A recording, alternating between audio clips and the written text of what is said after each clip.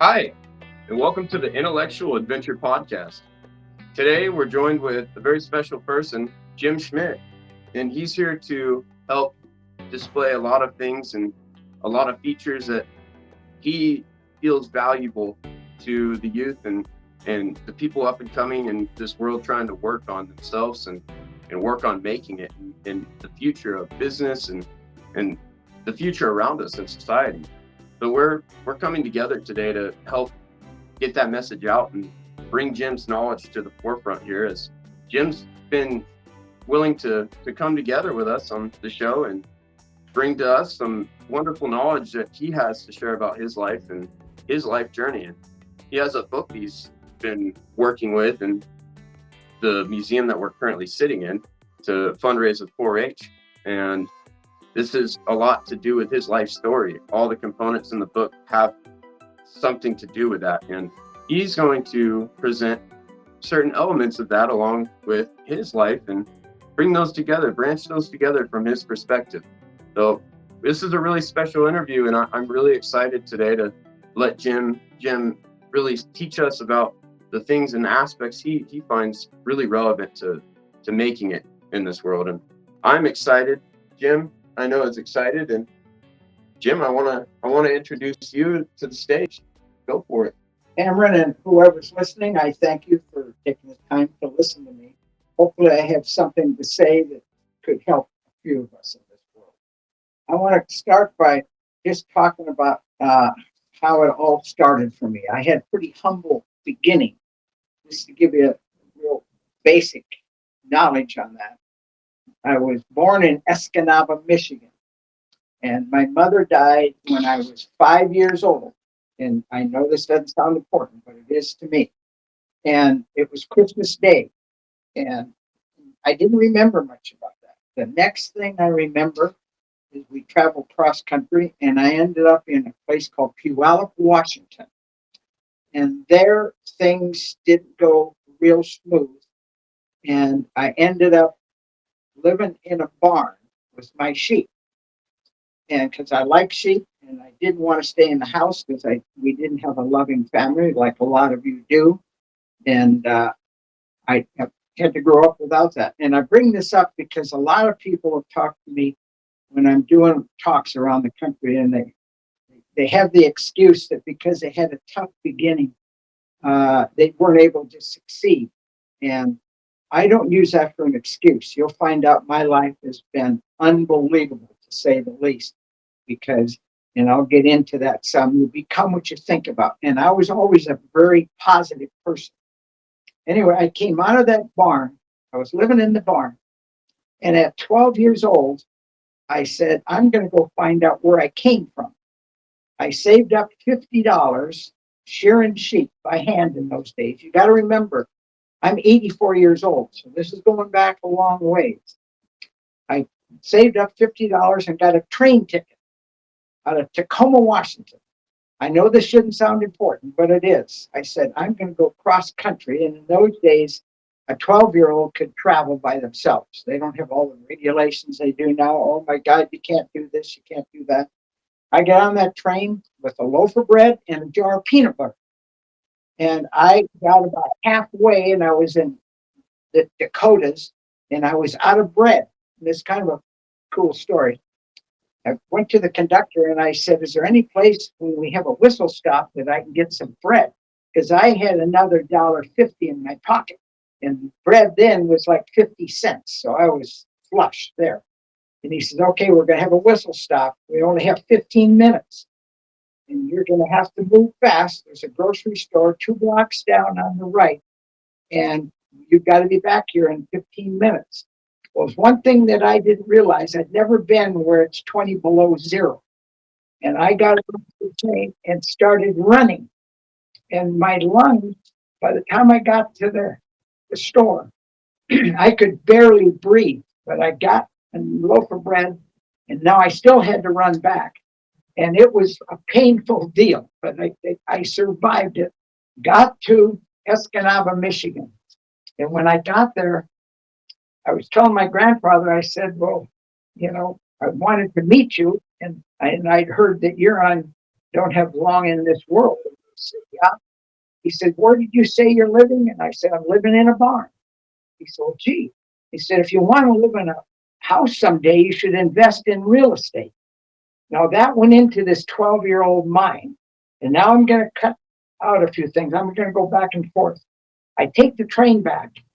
The next, leaving out a little bit, I end up on the bilge of a boat in Hawaii.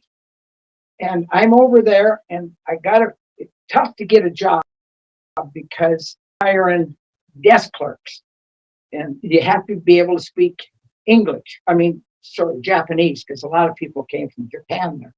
I didn't know how to speak that. And I got turned down everywhere I went. So I went out and I got a little book on Japanese. I just said a few words.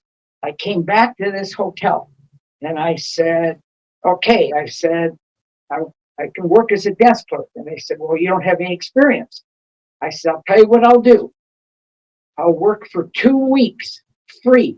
If I can't run this desk as good as anybody else, you don't have to pay me. And that's the way it was. They gave me the job free.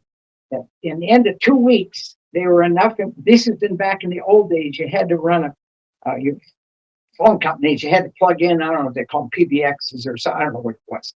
I learned everything. And now I saw these bellmen out there, and they were making lots of money carrying bags. So I told the manager, I said, could I go from a desk clerk to be a bellhop? And he said, going backwards. I said, I don't care. And I took the bellman job. As soon as I got that, the manager of the hotel came to me and he says, you're the only bellman that I trust that can keep a secret. I said, yeah, I can keep a secret. He said, okay.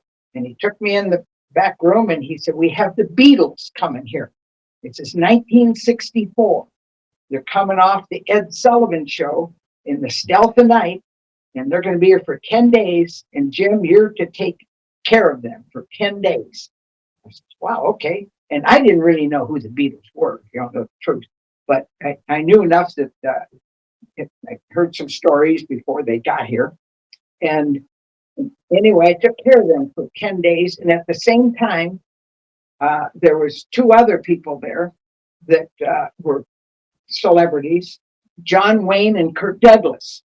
And I was taking care of them. And I'm going to kind of cut to the chase. With the Beatles, I figured out a way that after so many days, and it's in the book too, by the way, but they all of a sudden, they got antsy. They couldn't stand the fact that there wasn't girls. And when they came there, they didn't want girls.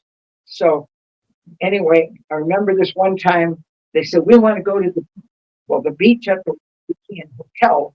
It's been torn down since, next to the Ilikai, next to the Hilton Hawaiian Village. There was a little beach, but I took them down there and put out their grass mats and came up and got them, brought them down to this little lagoon and walked out in the water. And this lady came down and she set her mat down. She said, this is my place. And I said, ma'am, these mats are for the Beatles. They're very important. She said, I don't care if they're the bugworms. I don't want those brown rats sitting next to me. And that's how she displayed them, because they had long hair, which wasn't that long now, but it was then.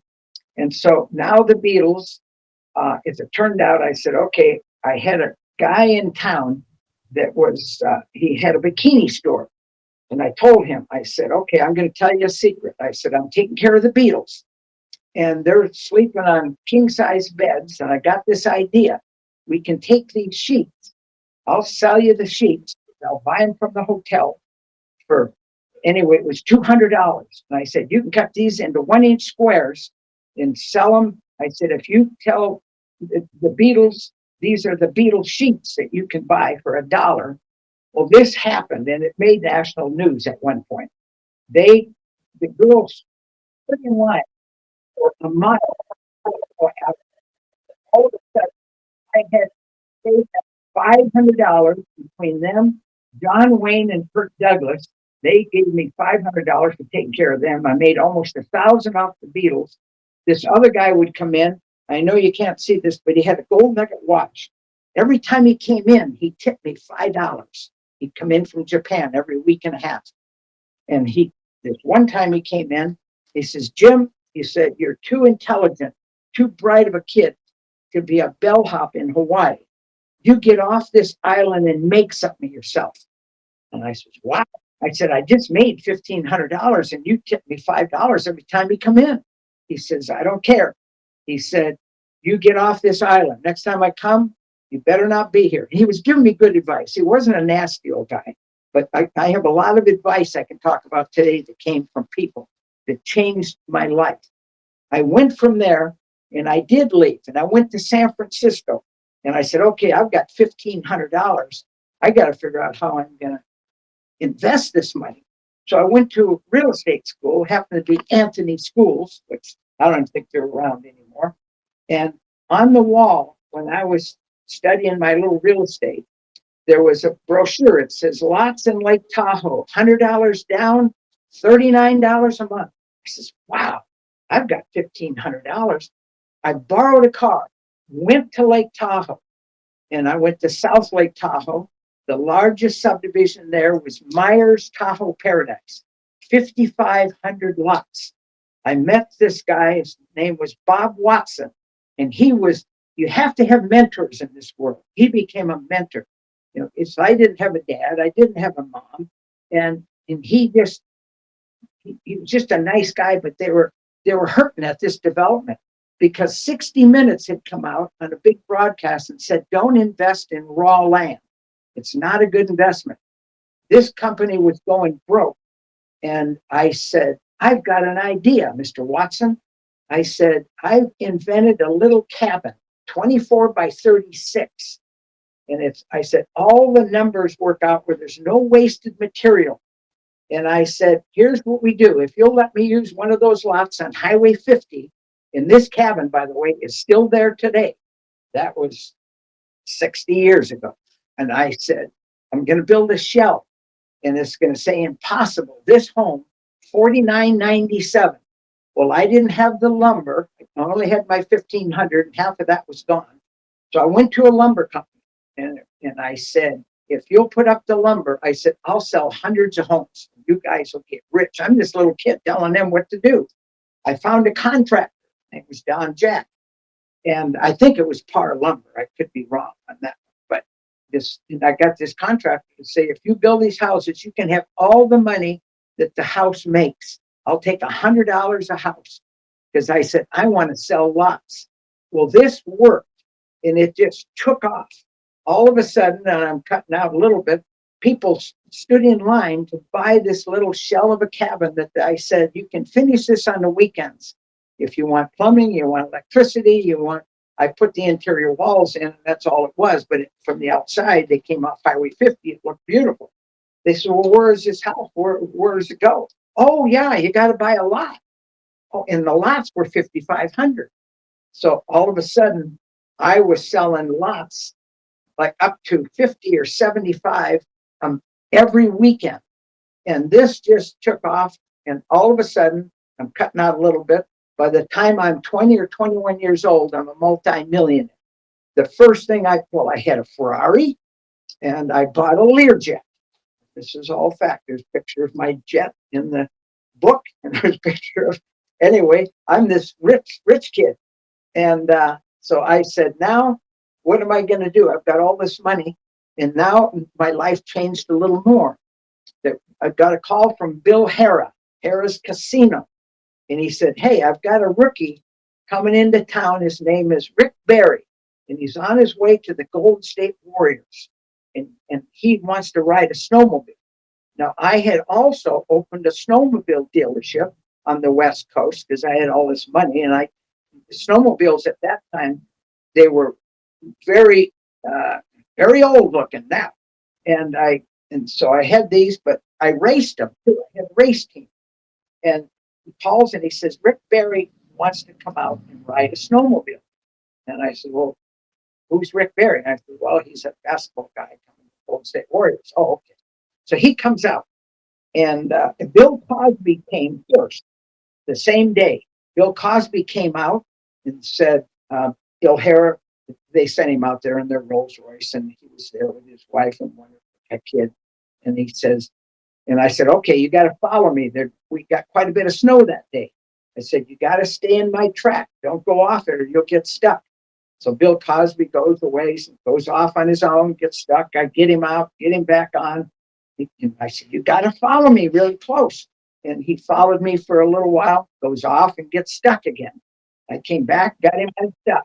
Now I said, okay, I'm just going back to where we started at this building that I had built. It had a bar and a restaurant. And I went back there and his wife was there and he said, where's Bill? Oh, he's not behind me? Oh, no. He was following me. He came trenching in about 20, 30 minutes later. So mad. It was unbelievable. He was just, you abandoned me up. And he got in the car, went back to Harris Casino. And then I get a call from Harris again. And they said, we have this, I remember now how it went. Now we have this Rick Barry that wants to take a ride. And I says, well, did you talk to Bill Cosby? And they send him. So they send Rick out. Rick was just the opposite. He followed him just like a little puppy dog. He just stayed right behind me, did everything I said. But I had this snowmobile at the time that would go 95 miles an hour. And I had it built up with these guys that know how to build these engines. And there was a race at North Shore at King's Castle the next weekend. $10,000 winner take all. And that was a lot of money in those days. But I was going to win this race. Nobody was going to beat me. It was impossible. Rick says, can I ride that snowmobile? I says, Rick, this thing is dangerous. You don't want to ride this. I said, come on, Jim. He gets on it, goes over a hill, bails off, crashes it into a tree, demolishes it.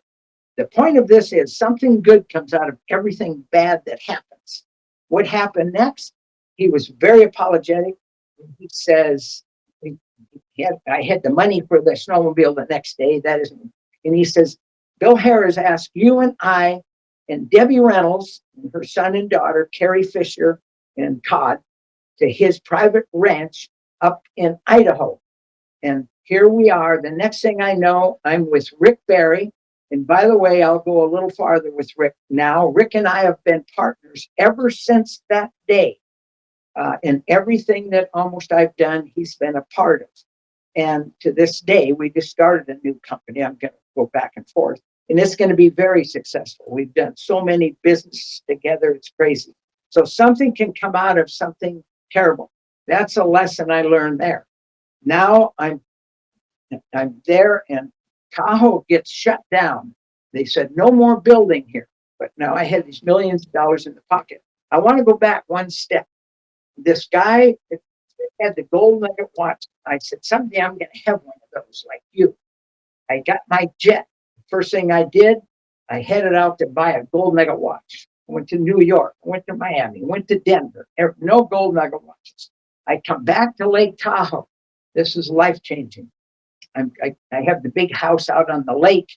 I come driving out of the subdivision and it says, grand opening today, the jewelry factory. I said, man, what's this all about? I walk in there and it was a guy and his son. His name was Bob Lanier. And Bob Lanier, it didn't matter at that time. I said, he said, sir, what are you looking for? And I said, well, you don't have any jewelry. He said, well, what do you want? I said, I want a gold nugget watch. He said, I'll make you one. I said, really? So I did. Anyway, it was a lot of money right there on my wrist, still today. And that night, Tom Jones is staying at my house. And Tom Jones today, by the way, is in Las Vegas. It's Sir Tom Jones now. And he's performing. Al Hussan was his manager. And I got this gold nugget watch. And that night, I go to his manager and I said, hey, we got to go see the show tonight. And we go down there and Tom Jones sees this watch. He says, where'd you get that? I said, this little hippie kid made it for me. Now, this little hippie kid, just so you know, and his dad, I didn't know this at the time. They had rented this. They couldn't even afford to pay the rent on it. But now, that night, Tom Jones sees it. I want one of those, but I want it twice that big. I said, wow. I said, this kid can do that. And then we go across the street to another casino. We were at Harris or Sahara. We go across the street. And Sammy Davis Jr. is there. And he said, can I show Sammy your watch? Sammy says, wow, where'd you get that? This little hippie kid. And then who do we run into?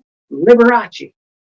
And so now Liberace, this Bob Lanier, this guy made it.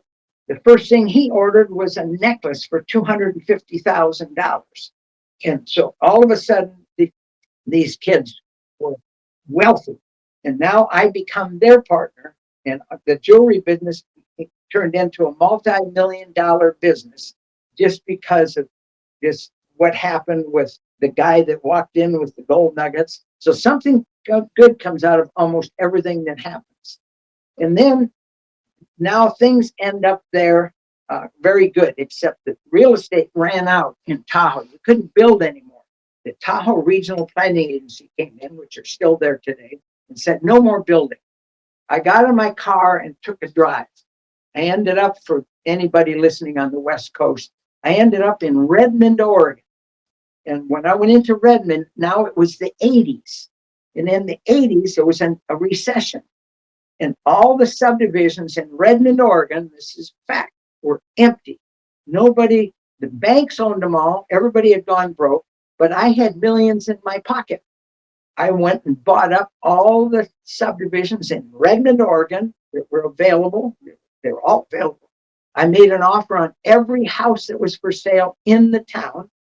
And then now my cabin idea was good, but not as good as there was a young kid that was adopted by my partner, Bob Watson, who was my mentor, and he adopted Tommy Watson. And so he came up with Tommy Watson. And I won't go into this a lot. He took over the company. There was no charges or anything here. It's yours. I was fine. I was getting ready to retire anyway. And that company that started out with those little cabins in Lake Tahoe is now called Hayden Homes. If anybody were to check out Hayden Homes, he is now the biggest builder in the West. And I had my Learjet. And I remember when he was young, I don't know if he remembers this, but he said, someday I'm going to have a jet like you. He was like 10 years old. Well, he's got two Gulfstream jets in Redmond, Oregon.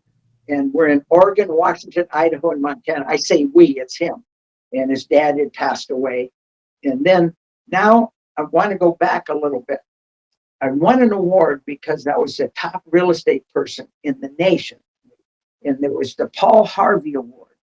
And Paul Harvey had a radio show, but he was well known. And he asked the top 100 salespeople in the nation of all type sales to come to San Francisco. And the winner got a trip around the world and $25,000. Well, I didn't care about the $25,000. I had plenty of money, but I like to win. And I went there. They had the top salesman for not just real estate is what I was doing for, but stocks and bonds, and airplanes, and every type of sales you could think of were there. And I ended up finishing second. It was the best thing that ever happened in my life, and didn't know it at the time. I said, oh man, I lost. But by finishing second, I got to go to Hawaii, back where I almost started, to have luncheon with Henry J. Kaiser. And at that time, Henry J. Kaiser was one of the richest men in the United States. I mean, he's in Hawaii, but he was a billionaire.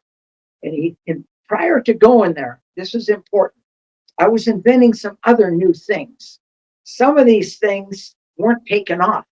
And everybody was saying, everything that Jim Schmit turns to gold. I hear that all the time. They'd say, what about this new invention you got here, Jim?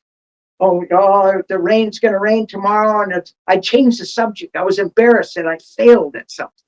So now I go to this luncheon, and Henry J. Kaiser gets up, and he has a yellow pad like I still have here. Big deal in my life. He says, ladies and gentlemen, there was 12 of us invited to this luncheon. He said, today I want to talk about everything I touch turns to gold. I said, wow, that's what I heard about me. He said, that is the biggest bunch of baloney I've ever, I think he said bullcrap. I don't know if I can say that to you, but it's not a bad word. And he said, this is the biggest bunch of bullcrap I've ever heard in my life. Everybody knows Kaiser Aluminum, Kaiser Gypsum, Kaiser Steel, and Kaiser this, and Kaiser Hospital, all this. He said, what about the Kaiser car, the Kaiser boat, the Kaiser this, the Kaiser that? He said, 50% of everything I tried, I failed at. If there's anybody, and he pointed right at me, he said, if there's anybody in this room that hasn't failed, you haven't done anything. The next thing he says is, anybody that's going to be successful, he had a yellow pad and he flops it down on the podium where he was talking to us. And he says, anybody that gets up every day and they don't have a plan for the day of what you're going to do that day, you're not going to get ahead. And I said, wow. And he had a yellow pad. I'm 84 years old. I have my plan today. When Cameron said, I want you to talk tomorrow a little bit, because what Henry J. Kaiser said, he said, I get up in the middle of the night and I start writing things down of what I'm going to do the next day. Now, he said, I have 10, 12 things. When I get to the office, I might do 30 things, but I cross those off first, gets me started, and I have a plan. You have a business plan, he says, for your business. I understand that. You have to have a business plan every day. And so last night, I had this yellow pad, and it's laying right beside my bed. And I have here, I got down to 10 things that I was going to talk about. I'd bore you if I talked about all of them, but I hit on some points. So I don't even come into today and say, I'm just going to go in there and blab I have a plan. And you said they can't break in. They can break in anytime they want. But this is just one thing that happened to me. I came back to the mainland after that, and people would say to me, they say, hey, how's that new invention? Oh, that was really a big bomb. And I could admit it changed my life. Now I started talking about that to people that worked for me. I said, you got to have a plan every day, guys and girls. And I said, everybody then started carrying yellow pads. Now, today, I know it's high tech, just like Cameron and all you guys. You put it on your phone. You have your plan every day of what you're going to do. But that's just one super valuable lesson that I learned from him. And I can go down my list, but he was huge in my life. And then it's who you know in this world. Now, you can say, well, Rick Barry, half you people don't know who Rick Barry is, but I got to brag about him a little bit. He's in the Hall of Fame. He has 5 sons that all played pro ball. And my life changed because I went out of my way to spend time with him to an extent that I was best man at his wedding. I was talking him into buying a house next door to me in Lake Tahoe. I had a house next to him in the Bay Area. And so it changed my life because I got to meet a lot of other people because of that. And in my book that I wrote, I've made it easy for young people that are going to get into real estate because I've tried to pick the brains of all the millionaires and billionaires that now not everybody has to do it. But I had the privilege of doing that, a lot of it, because of my association with Rick Barry. And give you some examples. I'm in New York, and I was a statistician for Old State Warriors.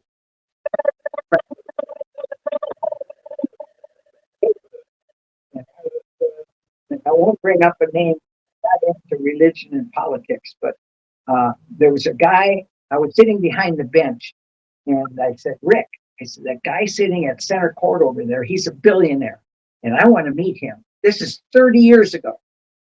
And he says, okay. And I can't bring his name up. I'm not talking about politics. And he says, Rick says, well, who is it? And I said, the guy's name I heard is Donald Trump, and I've read about him. And he's sitting right there at center court. So Rick goes by, gets fouled over there or something. And he says, sir, he said, I got a buddy that wants to meet you after the game. Well, he wanted to meet Rick worse than I wanted to meet Trump. So after the game, the first thing I asked, I said, Mr. Trump, I said, could you give me some idea of something I should know? And he said, yeah, I'll give you an idea. He said, your guy here, Rick, says you're a multimillionaire. Is that correct? I said, yeah. And I was then. And he said, if you want to lose it all, go co-sign a note for somebody and it can take you down. And I'm going to tell you what happened. And I'm flicking back and forth. In 2008, not remembering what he said, I co-signed a note for somebody in Yakima, Washington. and on a big project. And the guy was a nice guy, and I met him and done some things with him before, and it was successful. He said, I need a little horsepower with the bank on this. So he just kind of co-signed. What happened was 2008. I don't have to tell you what happened. The banks got in trouble. Everybody was in trouble. There was people jumping off bridges. It was a mess in 2008. Well, what happened to me? The bank called the note, one payment on that big building in Yakima, Washington, and it was the big fruit warehouse. It was turned into a bunch of commercial buildings. And anyway, the bank says, "Oh boy, this Jim guy, he's got $50 million sitting around in our banks and our accounts, and he's got a bunch of nice houses, and he's got 40 cars, which I did in a collection. Half of them were Ferraris." They wiped me out. And then I said, wow. Then I remember that guy told me I shouldn't do this, but I'm giving everybody else a lesson here. Don't go, be careful when you start co-signing notes because they're probably not going to take you down like they did me, but they did big time. So now how do I handle it? And how did other people? I know situations where people were so disappointed because they lost all their money in 2008, and they were people jumping off pages. And so how do I handle that? I said, now, first of all, the attorneys came to me and they said, Jim, we'll take this on pro bono. Everybody knows what that means. And I said, gee, I don't know what that word is, but it sounds, well, we'll do everything. They said, now we'd like to have 150,000 just to get us started. And I said, well, gee, they just drained my accounts. I don't have that. But I said, I give a call to Rick Barry.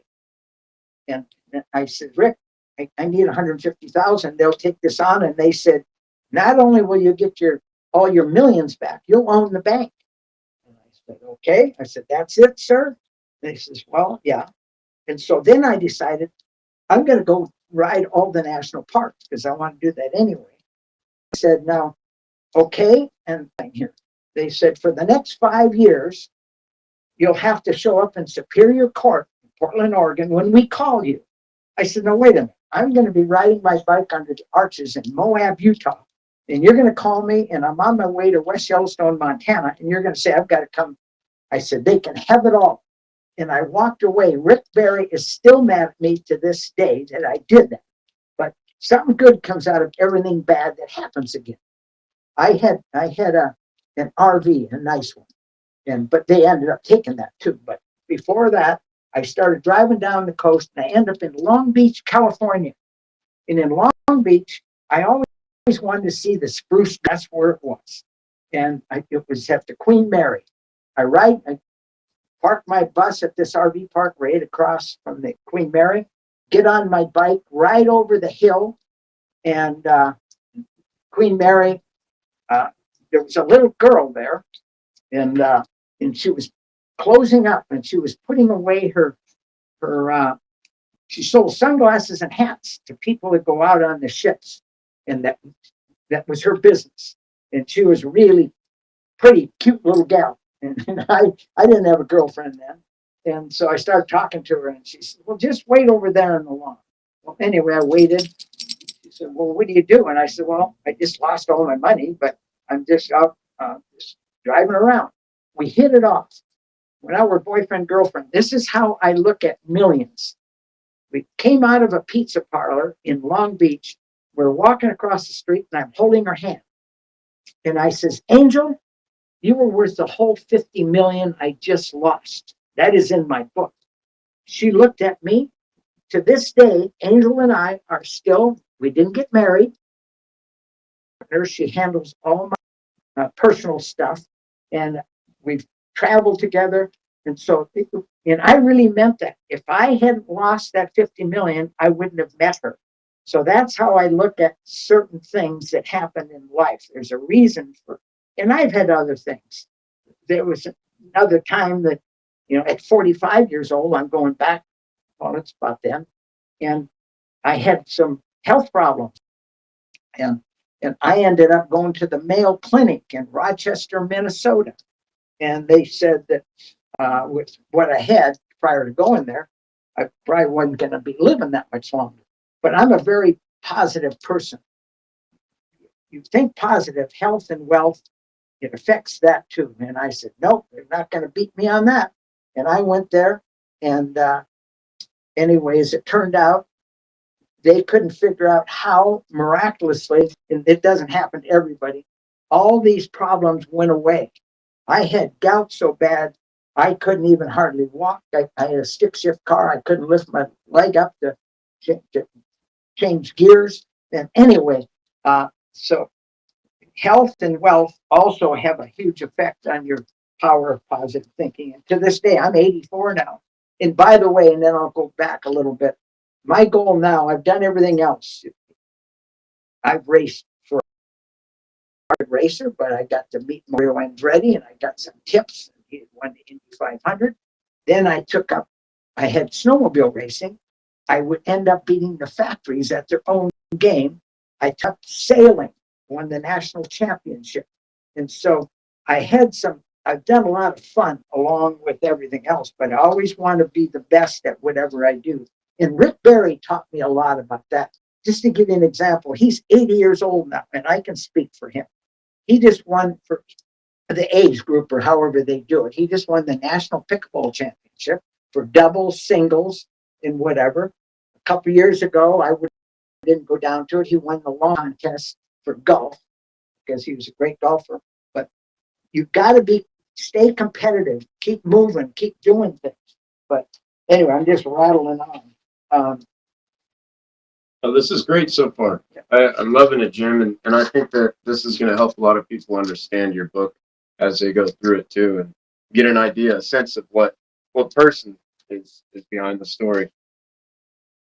Now, if anybody, and I can keep rattling on, there's some, the power of positive thinking has always been huge in my mind. And it really has affected me and affected a lot of people around me. People, I don't deal real good with negative people. I don't choose to go there. And this mentorship is a huge thing in my life. And I remember when going back to that, becoming what you think about, and I met this guy. I'm going back to 17 years old, and I just remembered this. And the guy told me, he said, you become what you think about. And I didn't know really what he meant by that. He said, now you got to be realistic. He said, I understand you're like basketball, but he said, you're not going to be the center for the Boston Celtics because you're not 7 foot tall, but you could own the Boston Celtics. And I understood this. And I said, he said to me, he said, there's something you want to accomplish. And I said, yeah, I want to meet President Kennedy. He says, wow. He said, that's a pretty big ask for your first thing you want to accomplish. 6 months later, I'm with President John F. Kennedy at Heck Edmonds Pavilion in Seattle, Washington. Did I get there? It's almost unbelievable, but the story is in my book. I keep going back to the book because everything I'm telling you is written. And I don't expect everybody to go buy my book. I'm not doing this to sell books. I want to help people. But that changed my life. And then that's where I set all these other goals. That, yeah, I want to be a millionaire. Yeah, I want to race a Ferrari. Yeah, I want to do all this. All these things happen. And the other thing that I tell people all the time, you always want to be given back. And I have given back. Why am I sitting here with Cameron right now talking to you guys? I'm sitting in a museum here, and I've had a lot of museums.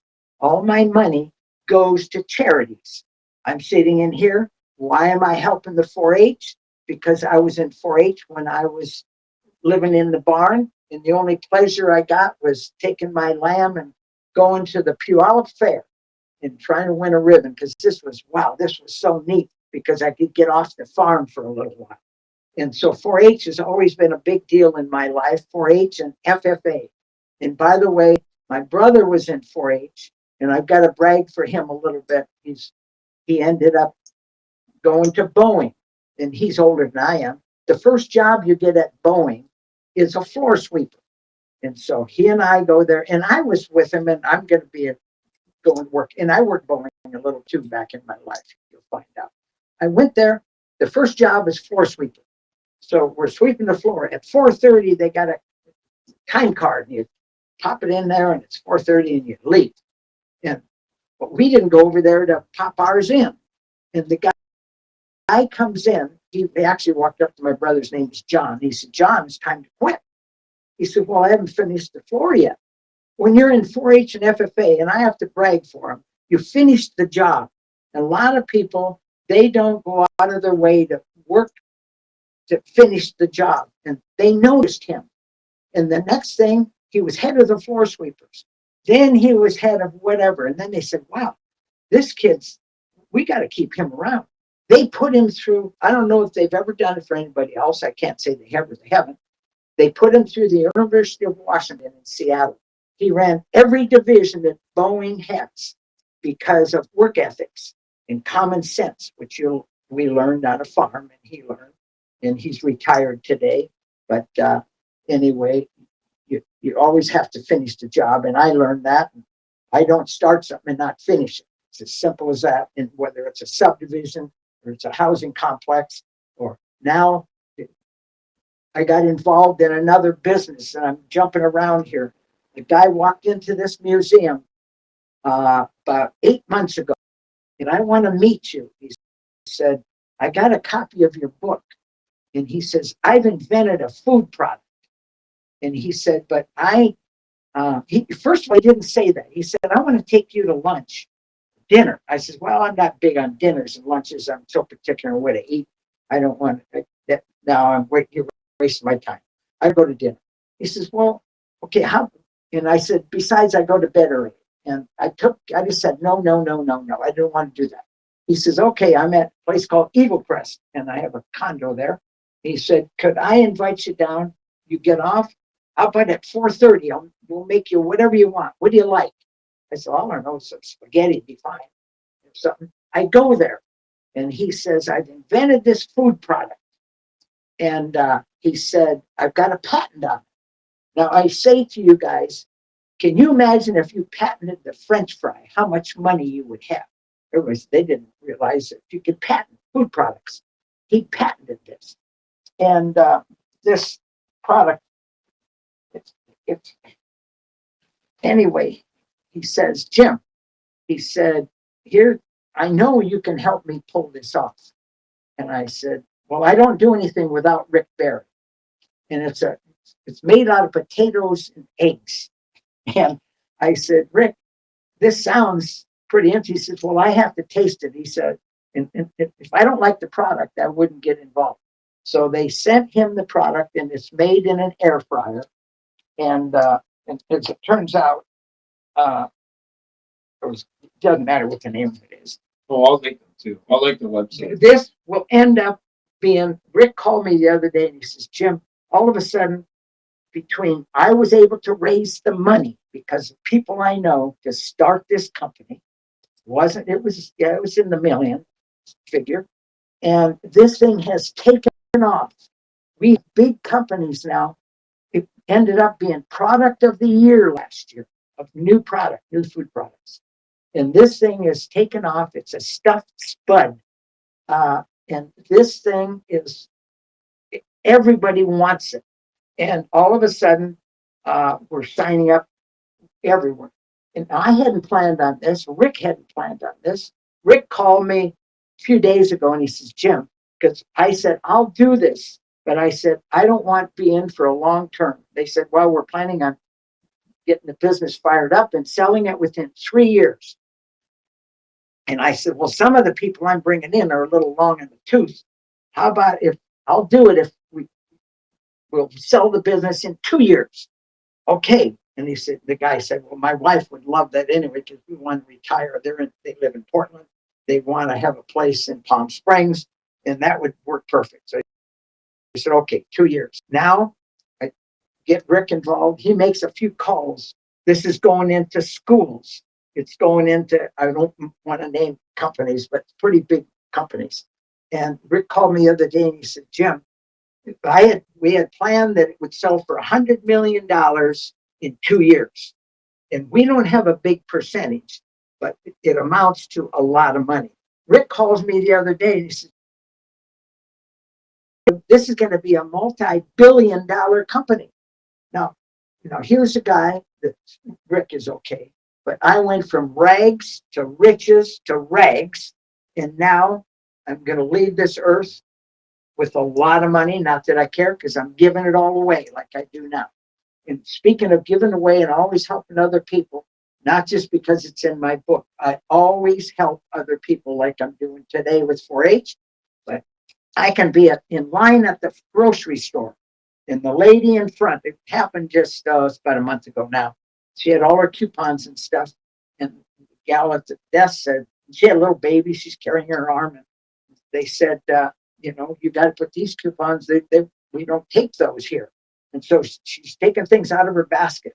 And I said, ma'am, I'll take care of this. Now, it wasn't a huge deal. It was $75, but I paid for that. It changed. This lady was it made her cry that somebody cared. I've been at a gas station, and this wasn't very long ago here in Sisters, Oregon. And this young guy and his girlfriend came in. We're at the gas station, and I was filling up my old car that's on the front cover of my book, by the way, with my dog that's on my lap sitting on it. And these kids were there, and they had less than $2. And they said, we've got to get to Bend. Well, $2 worth of gas wasn't going to get them in their old car to Bend. And I knew that. They knew that. And that's how I'm trying to put it in. I said, fill up your tank. And it changed their life. And they were good kids. They weren't just they were getting there. They were moving up here. They had a car full of stuff. It made their day. You always have to give back. And anyway, I should just take a break and let you guys think about some of the things I've said. If you have some questions, absolutely, I'd like to hear about them. And there's some other things I could bring up, but I'll just keep going on and on and on. I will tell you, though, I've had the best life of any person I've ever met in my life. And that's how positive I think. And yeah, I've had negative things happen, but I don't look at it that way. And I thank you guys for listening to me. So there. I have to say the positivity is a powerful thing, and it's contagious. I mean, I've learned just from talking with people in the short time that I have in my life that being a more positive person engages better with people than being a negative one.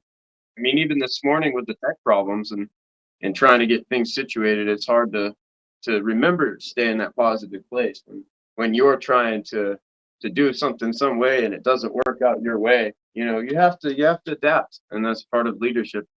And I think that you're a really good example of that, of adaptability and changing the scene and having to do what you need to do in that moment to make the next step in that journey.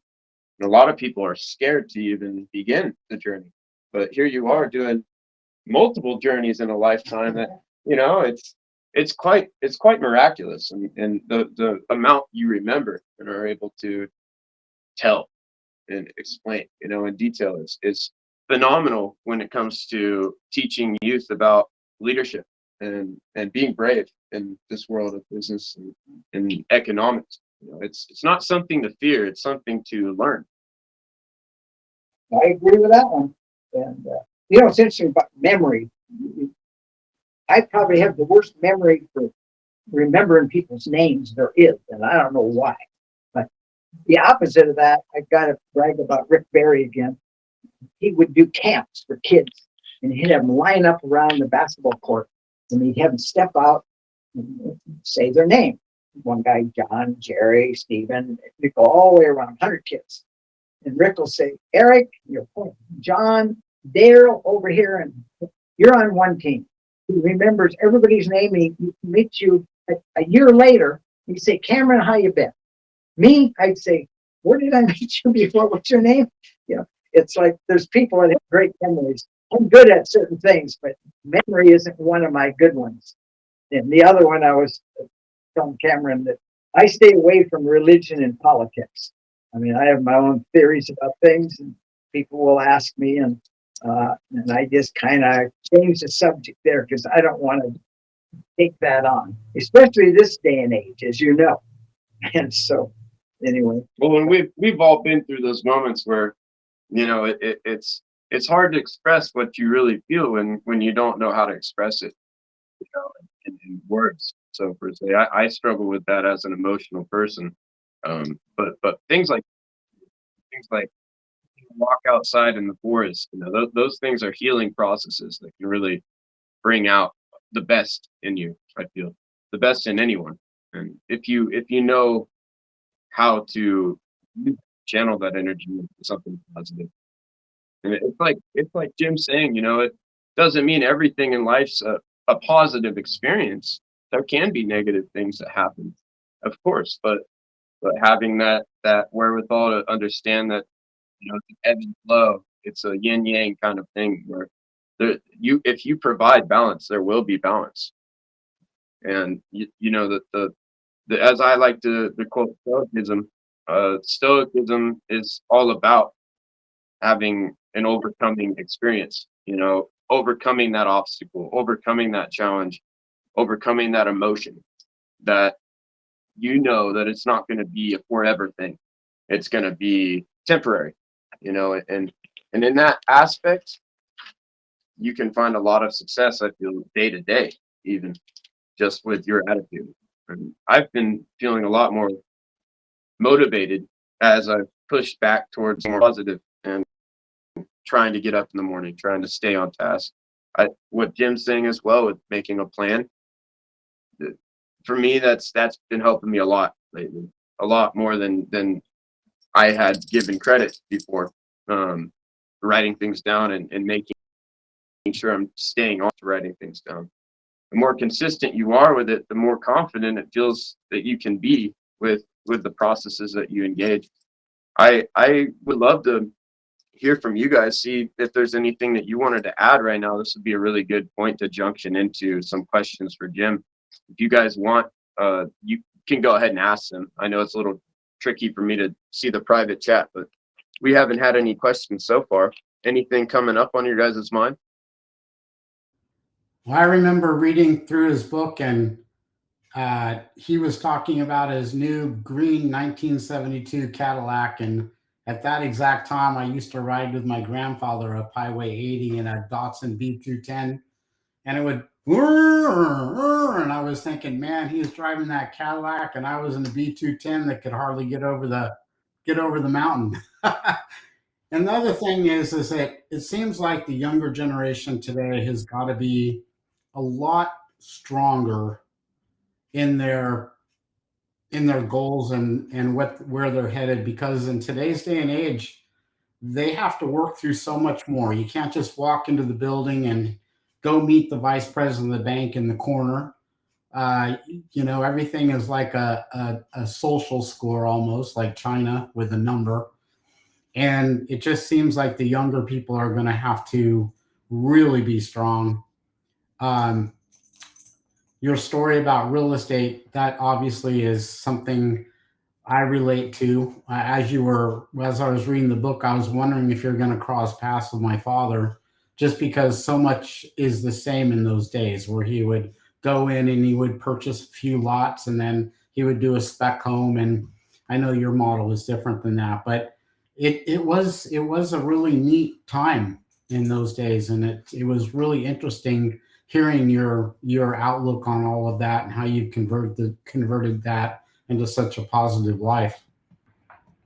There's a couple of things to say, and then I don't want to interrupt, but the green Cadillac, that ring, I've got to tell you the rest of the green Cadillac, there's a good lesson to be learned here.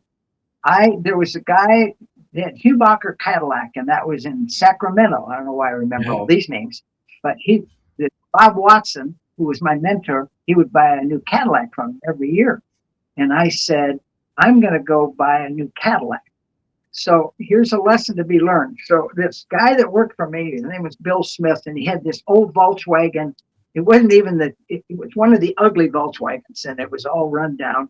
And he says, why don't you got to go to Sacramento, why don't you trade my old car in on it? That'll get you over there. I go over there, and I always have a dog with me. I have a dog on my lap right now. But at that time, I have a little dog. Now I had a big dog. I pull up to Hubacher Cadillac, and I have this junkyard dog sitting in the back. Name was Tippy, and it's in the book. I go into the dealership, and all the guys that were there, they ran back in their cubby holes, all the salesmen. They said, "Oh, we got this guy coming in. He's in an old Volkswagen. He's got a junkyard dog. Who up is this?" Nobody up. I go to the front desk, and I said to the lady there, "I'm looking at this green Cadillac convertible, which you're talking about." And it was in there. I says, "Man, that's the one I want." I go to her, and she said, "Well, what do you want?" I said, "I want to buy that Cadillac right there. I'll pay cash for it right now. Write him a check." She says, "Wow, how did you hear about it?" I said, "Mr. Hubacher, is he here?" Hubacher comes out. He's the owner of the dealership. And he made such a big deal. I bought that green Cadillac you're talking about, put the top down, Montavani, it was a 8-track tape put in. And I went back to Tahoe. I got a call from Hubacher, and he said, "Would you come down, talk to my team, all my sales team?" I said, "Could you do that for me?" He said, "You set an example." He said, "You don't judge who you think they are when they walk in the door." And I gave that talk. But another story that maybe isn't in the book. I never judge a person by what I think who they might be. This other old guy in Lake Tahoe, I'll shut up here. He came walking into my snowmobile dealership. I happened to come back there, and I'd like to go in there and hang out a little bit. This old guy comes in. He was driving an old pickup truck, and he had a cowboy hat on. He said, "I'd like to rent a snowmobile."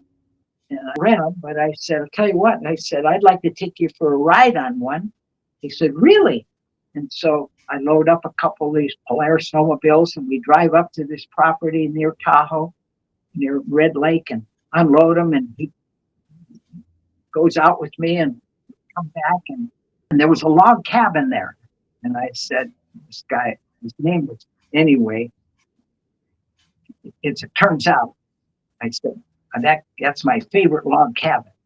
And he said, "Well, oh, okay, that's nice." We go back to the dealership, and he says, "I'll take 2 of these Panthers, a trailer, and all the gear. I'll come back tomorrow and pick them up."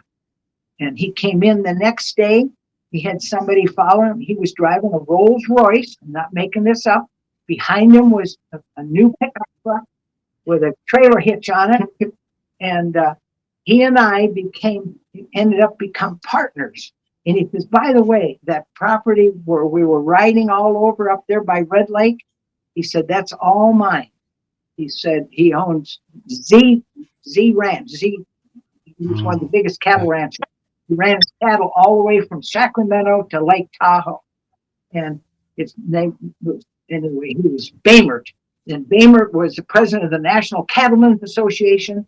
I'm the only partner that he ever had, because he didn't trust partners, but he trusted me, and we did a lot of business together. So you never know who you're going to meet. One of the people, he said, "I want you to come down to the wine country. I want you to meet some friends of mine." This was the Beringers. They had Beringer Wine Company. And I went there. I got to stay at their house for Mixner Rye. They kept their house in St. Helena. When they sold Nestle's chocolate, I got all their private B stock, private wines. But anyway, how things happen, you never know what you're going to run into. You treat everybody the same. And so anyway, that's the green Cadillac story. So glad you read that. Yeah. Oh, yeah. Yeah, you should mention the flip book. It was the first thing that got your attention when I told you, because we were talking about pet rocks. And I remember growing up talking to you about pet. Yeah, when the pet rocks came out with such a craze, I started what was called the People Watcher. I was only 12 years old. And I too used to travel on the buses all over the place, and I would go store to store, selling them wholesale to the stores that would put them out. I'd give them a little mirror and these little rocks with eyeballs on them. But anyway, those were the days. Speaking of mirrors, I hope you don't mind if I butt in because you bring something up in my mind that's really important. This one guy asked me one day, he said, "Who's your best friend?" And I said, "Alan Bardmeyer." That was this kid's name. That was funny. And he says, "Well, that's okay." But he said, "The day that you can look in the mirror and say, 'Jim, you're my best friend,' then you're there." Now, how I said, "Wow." And I to this day, I look in here, I like Jim.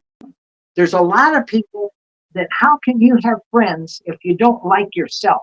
And there's a lot of people that look in the mirror and they're not their own best friend. If somebody asks you who's your best friend until you can say, "I'm my own best friend," then you're there. And a lot of us can't do that. Now I can, but I know a lot of people, the way they lie, cheat, and steal and treat other people, they can't look in that mirror and say, "I like you," because they can't like themselves. So you have to become your own best friend. And when you said mirror, it brought up something in my mind that is part of. I don't know if I put it in the book, but anyway, it's very important to look in that mirror and know who your best friend is. And Yeah. I should ask you, Cameron, who's your best friend? It's tough because I want to say myself, but I'm so empathic where I struggle to even do that. I struggle to even front like I like myself. That's when you're there, though. So you're gonna be there. Being honest with yourself. I am. But you have to. But I don't know why. I just always liked me. But, but everybody's got to get there, and you got to think about that. Who's your best friend? And that don't be selfish and say, "I'm my own best friend." Then you're there. You'll be just like I am. I'm the happiest guy you'll ever meet in your life. I mean, I'm going to live forever. My goal now is, by the way, you have to keep setting goals. And I'll tell you this, it's like I'm 84, but I am, it's like I ride my bike with 25-year-olds. The other thing, I'm studying all the blue zones. I don't know how many people listening know what a blue zone is. My goal now to live to 120. People that know me, they said, "You know what? If anybody's going to ever pull that off, it's this Jim guy." And I'm doing everything it takes. I've studied all the blue zones. I go, I get up in the morning. I have to get up at 5 o'clock. I have a plan every day. I eat right. I had cooked my eggs and my green vegetables. And of course, I don't do drugs. I don't drink. Yeah, I'll have a glass of wine at night because it's got something in it that's supposed to help you a little bit. I don't know if it does. You still don't eat peas, right? No, I don't eat meat. But anyway, it's like I have my goal now. And the other reason, you're supposed to exercise, you're supposed to eat right, and you're supposed to socialize. I read this and living to be over 100 years old. Why am I doing this? At this, I sit in here all day. I open here at 11 o'clock till 3 in the afternoon. Socialize all day. People come in through this, and I'm meeting people, talking to people, and so I get my socializing. I eat right, and I exercise. I go ride my bike every morning. Today I missed you. I know, a little out of routine. but usually I go ride 20, 30 miles before I come home here at 11 o'clock. And so, Yeah. But anyway, here I am. But that's my goal now. But anyway, I keep butting in. But you bring up things to me that are important. So No, this is perfect because today's overarching subject is how do we achieve our goals? What kind of steps do we utilize to help achieve goals in our lives? And I think that's a perfect start really to transition towards that discussion. And then we can follow up with the last bits that Jim has his list that he'd want to get into before we end up closing out today's session. I think right now we're in a great place, and I'm loving this conversation. I think if anyone has any more questions, now would be a great time to get through, and then we'll go ahead and open back up for Jim's talk, and then we'll have a reflection towards the end of this show, where each of us will reflect on what we've learned about how to better orient ourselves towards our goals. Any questions right now? Jeff, Chad? Somebody's got to have a question. Yeah, I've really just been wondering a lot about just sort of because yeah, I really do hear a lot of the message about the positive attitude and going at situations positively and looking at each of them and trying to find the best opportunities from them. But I just really wanted to hear from you too, and if you could give a message to the youth too about just the positive attitude and self-discipline and discipline as a whole, maybe not just self-discipline but just discipline in life. Like, where have you employed that, and where has that benefited you in conjunction with that positive attitude? Good question, and you kind of caught me there. How to answer that? Because I mentor a lot of young people, but it's kind of the story I told, my life story before you asked that question, pretty well tells me. Now, a lot of young people come to me and they want to be like me. Now, this is getting off the subject a little bit. They said, how do we get ahead like you did monetarily? I get asked this. And I said, well, I did it in real estate because real estate is the basis of all wealth. And you can do the same. Well, yeah, times are different now. No, times aren't any different now. People are still, because I give my little talk in real estate that I convince every 18-year-old to get their real estate license. And the reason they want to do that, and keep your day job. You get your license. You don't go sit in the real estate office and wait for somebody to walk through the door and say, I'd like to buy a house. Or I'd like to sell a house. I said, what you do is you get your license, you sign up with one of the realtors, that Century 21 or whoever. Now you have access to multiple listings. And I said, you do what I did in the book. I formed LLCs, and these are limited liability companies. Now the guy says, well, I don't have any money to invest. I said, you put a group together, and I've proven this theory. We put 4 or 5 guys together, and now people a lot of times will sell their house or that piece of farmland on terms because they know they're going to get paid for it, because it isn't just one guy saying, I'm going to pay you $1,000 a month. There's 8 people in that. Now, these guys with their LLC, they pick up that property, they fix up that house, or they clean up that land and make it look nice, and they resell it. And I convinced a lot of people to form LLCs, young people, that you can still do today. Nothing has changed. They say, oh yeah, when you back then it was easy. No, it's just as easy now. People are still buying property.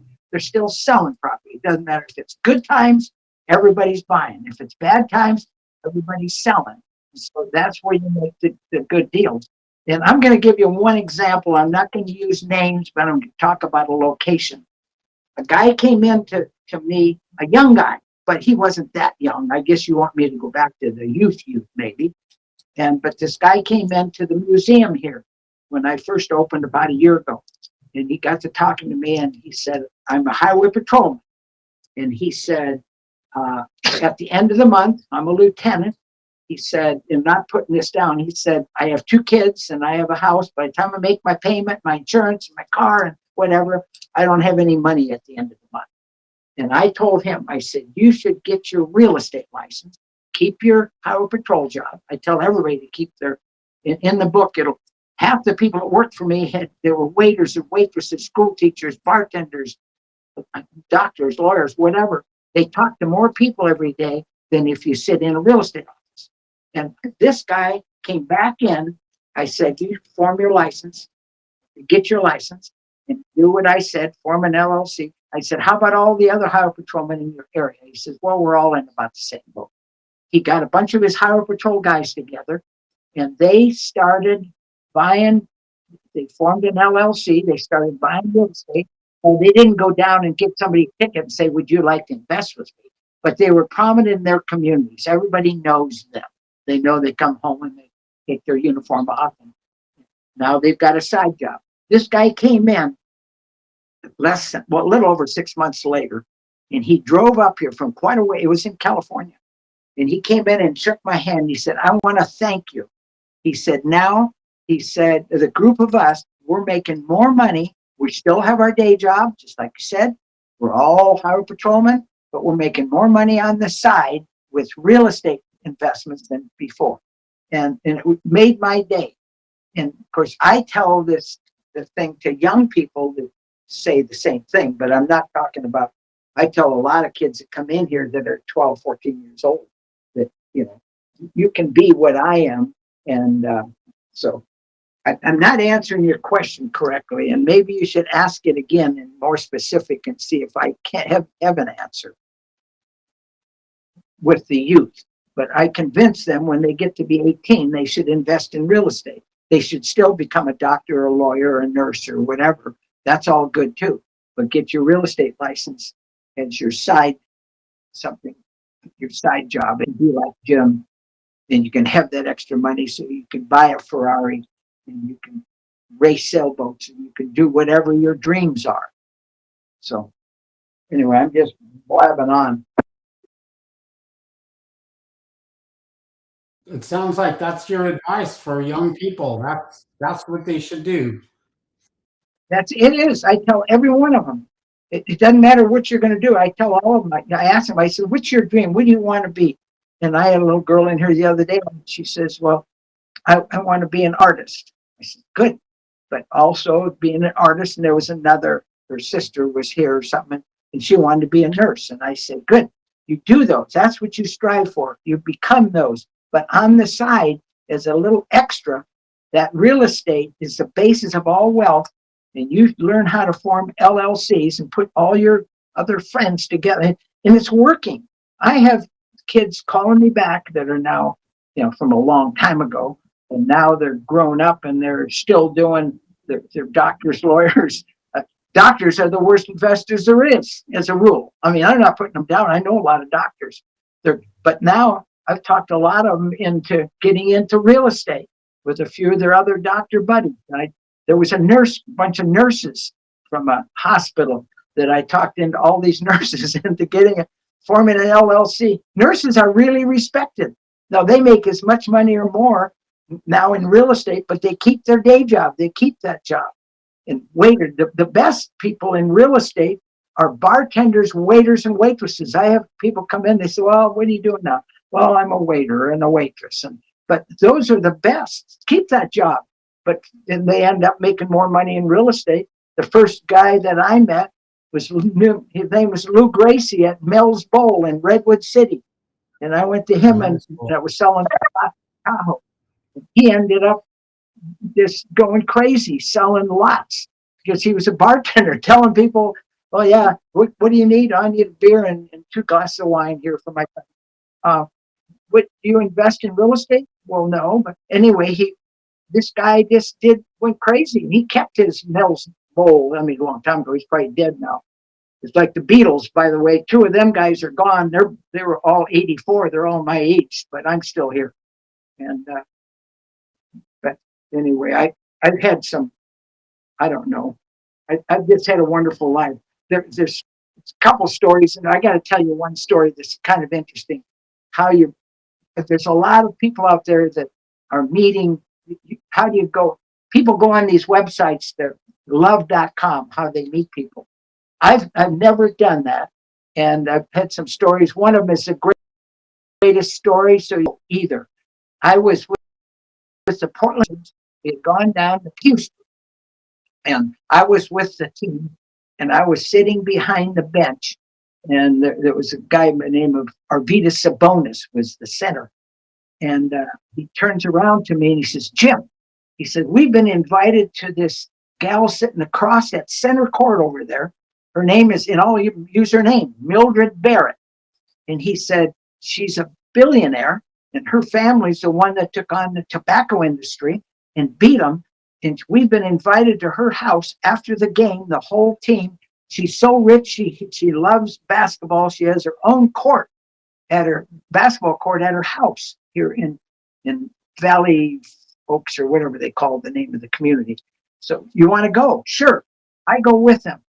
The guys are all playing basketball after and they're just shooting hoops and whatever, and they're all flirting with her. And she's cute. And so I'm just watching all the action. And we come back into the main house. It's a great story. And I come in there, and I can't compete with these 7-foot good-looking guys. I'm this little, 5'7" guy. I'm sitting over in the corner. We were in the main house. She comes over and sits down next to me. She says, "What's your name?" I said, "I'm Jim." She says, "What do you do?" Well, at that time, I had a jet. I had my fancy houses. And I said, "I race snowmobiles." "Really?" Because I just come from Thief River Falls, Minnesota. We're in a race. And flown into Portland, game with them. And she says, "Wow, I always wanted to ride a snowmobile." And I said, "Really?" And so I said, "Well, I live out in Oregon." And I said, I have a little place there called Subtle Lake Resort that I had bought and built a lodge and had a little cabin. I said, "You can come anytime you want. I'll take you for a snowmobile ride." A week later, I get a call. "This is Mildred." "Wow." He said, "I want to come ride a snowmobile." Next thing I know, and this is in the book, in 1995, and I can give you a whole bunch of girl stories, how you meet girls. If you're successful and you just pay attention, you don't have to go look for them. We ended up getting married at my basketball academy Rick Barry talked me into building, the United States Basketball Academy. I'm wearing the shirt right now, by the way. I've still got a lot of my shirts. And we got married, and that story is in there. And it's the craziest story you'll ever read. And we're still really good friends to this day. I can talk about it some. It's in the book. But her ex-husband, I always ask girls, you want to do this too. It's a good thing to do. When you meet a girl, whatever, you always ask, do you have any jealous ex-boyfriends or husbands that I should worry about? She says, "Oh, no, you don't have to worry about Don McGill. He just owns a bunch of dealerships, and we've been divorced for 9 years. Don't worry about him." Well, in the book, and it made national news, he was so jealous that he was like O.J. Simpson, trying to much money. I don't want to, can't ever. So one of the things is you always want to be careful when you're meeting other people that they don't have jealous girlfriends. It's a funny story, but it's in there. But anyway, and to this day, he passed away, and we still do things together all the time. We travel, we have a good time. We're not married anymore. And so, but I've had some crazy stories like that. There's another one in the book, and then I'll kind of shut up on this. I always take my girlfriends up to Victoria, Canada on a date. So you fly up there. It's a cool date. You go stay at the Empress Hotel. It's a good something for people to do. The Bouchard Gardens there. So then I go to the Bouchard Gardens. The guy looks really good because he's taking his girlfriend to the flower gardens, and really useful scene. Then you come back, and then you fly back to Tahoe, where I've been living. This one day we're coming. You go through in Renton, Oregon, or Renton, Washington. You go through customs. So we fly the plane. We're on our way back to Tahoe. We stop in Renton, and we're flying out. And there's pictures in my book. And I said, let's fly over Mount St. Helens. And the pilot, I always have a great pilot that's instrument rated. And I can take off and land, and that's about it. And so anyway, I said, let's fly over the mountain. He said, "Jim, we can't do that. They've got a 15-mile radius, clear blue sky, 8 o'clock in the morning." I said, "Oh, come on." And I said, they've been talking about it blowing up for 20 years. We get on top of the mountain, and I took the last picture before it blew up. There was steam coming out of that mountain. There was cloud in the sky. Lightning bolts went into that mountain. Then everything went black. And I have a picture in the plane, and survived that because he didn't get hit by boulders. My girlfriend and her mother in the back, they were crying. They thought the world came to an end. And I'm taking pictures. They said, "Why are you taking pictures? We're never going to land." I said, "Yeah, but," I said, I just did. My pilot, the real good instrument, if it wasn't an instrument rated pilot, I wouldn't be talking to you. We came out of there, It was a twin engine. I didn't have the jet. I had a Skymaster, it was called. It's a push-pull, poor man's twin. Engine in the front, one looking at the oil pressure. It's going click, click, click. And I said, oh man, we're in trouble. But the one thing that I always did right, and I flew a lot, I always knew to land in a plane. That's something I learned to all you pilots, but you guys all know this. You never go someplace unless you know where you're going to set that plane down. And I had we'd go back and forth to Montana. We'd go these different places that would go all the time.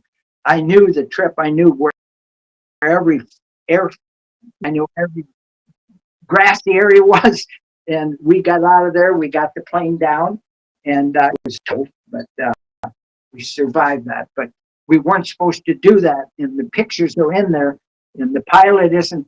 He's passed away. I just went recently to his. They had a big deal for him because he was an Air Force pilot, and because he would have lost his license, and I knew that. But now I can tell the story because he's gone. There's nothing to do about it. Yeah. So, but anyway, I've had some other close calls too in things, in cars, and I always find something positive out of that. I just you shouldn't go where they tell you not to fly. So they have radius for a reason. So do that. It almost cost me my life, my girlfriend and her daughter, and the other pilot, because that was a stupid thing on my part. Anyway, yeah. Any more questions? I think I've blabbed enough, so I want to hear from somebody. I've seen that picture recently. In fact, I watched a video of the Mount St. Helens like a week ago, which is funny that you brought that up. I'm a master gardener and I work with a 4-H over in Reno. And yeah, I'm also a pilot. I don't have a license, but I know what you're talking about with the restricted airspace and stuff like that. And to be honest, any landing you can walk away from is a good landing, and any landing you could reuse the plane is a great landing. And so yeah, good point. I've been enchanted with your conversation. You've touched on a lot of things that I've gone through in my life. I grew up pretty poor as well. Although I've been a millionaire, it was like for a day, and then I became a thousandaire again. But one of the questions I had was, when you make lots of money, the euphoria is fantastic, but when you lose it all, a lot of people go through depression. And what are some of the ways that you found to go through that depressing period where you've just lost everything and now you got to start over, and there's this big dark cloud hanging around you? How do you find the inspiration to move on to the next one that will make another big win for you? Well, my example is, and I did, if you added up not just the cash, I lost close to 100 million. How did I handle it? And I told you, I got in my bus, called the bus, it's a big RV, and headed out. And, but I also looked at it this way. Prior to that, I was running all these projects, and I had 7 houses, 7 mansions, not little cabins. I had them scattered all over the place. Every time I stopped someplace and it was a nice area, I'd buy a house. Now but I found myself taking care of all those houses. Try to take care of 40 cars in your collection. Here's the way I looked at it. I said, you know what? This isn't so bad. I don't have to take care of 7 houses now. I don't have to take care of 40 cars. My life is simple. No pressures on me. When you have lots of stuff, which I had more stuff than anybody would ever imagine, it's a big deal to take care of all your stuff. When I lost it all, I didn't have any stuff. Now I'm just like now, and I'm not bragging, but when this deal comes together, which it will, with the stuffed potato deal, I'm going to end up with a whole bunch of millions. A desire to go buy a house. Yes, I always like my nice cars. I drive one that's parked out in front of here today that I've had for 50 years. It changed my life in a positive way. It really did. I don't have to look after all those things anymore. It's my life now is so simple. I says, wow, but it was fun doing it. I don't regret anybody because I enjoyed every minute of being rich and buying everything I wanted. I mean, I had 2 Ferraris and everything. I just went crazy, but it was fun. But it was now I'm having more fun, and I'll take care of all that stuff. So that's how I look at it. And it isn't like I want to be broke, but now that I'm going to have money again, I don't even care about it. I'm going to give it all away. Simple. I'm going to make a lot of people happy because I've already been there, done that myself. When you became your millionaire, you were on, you had everything you wanted, and then you lost it. Yes, but were you? People ask me all the time. They said we hear millionaires, billionaires. And they don't say billionaire to me. They do to my partners. They said we hear millionaires aren't happy. I'll tell you, I'm the happiest guy you've ever met. And when I had the millions, I was still happy.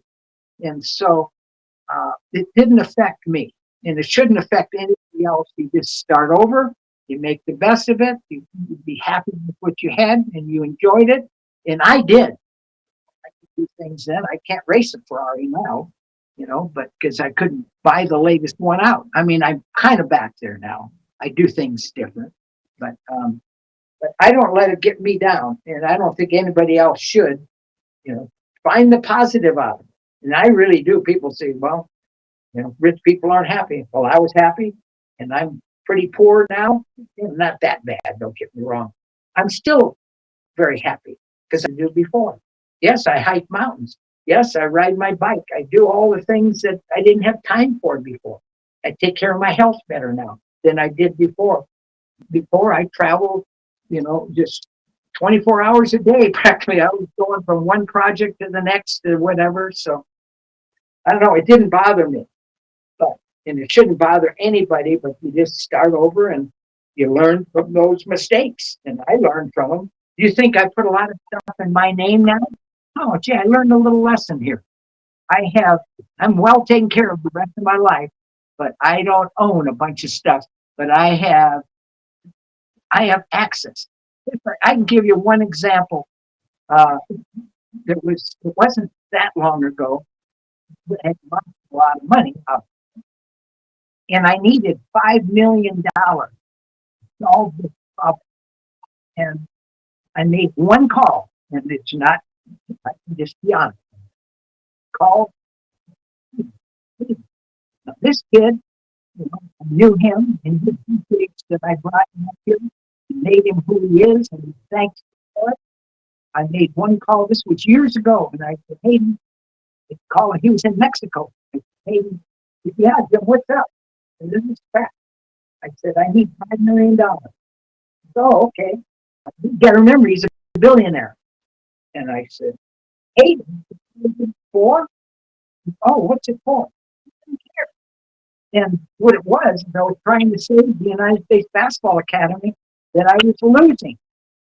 But if you take care of other people, but now I'm in a position where I've helped a lot of people. What comes around goes around, and you know that. We all know that. You just don't sometimes believe it. But if you really take care of, I could live 400 years old. People that I know, they won't all live that long, but they take care of anything that Jim wants. When I lost everything, I had some people that I made millionaires that they called my secretary and said, "Can you give me Jim's bank account number? We want to put money in." And the secretary would call me and said, "So-and-so called and wants to put money in your account." And this guy was Eric Elkheim.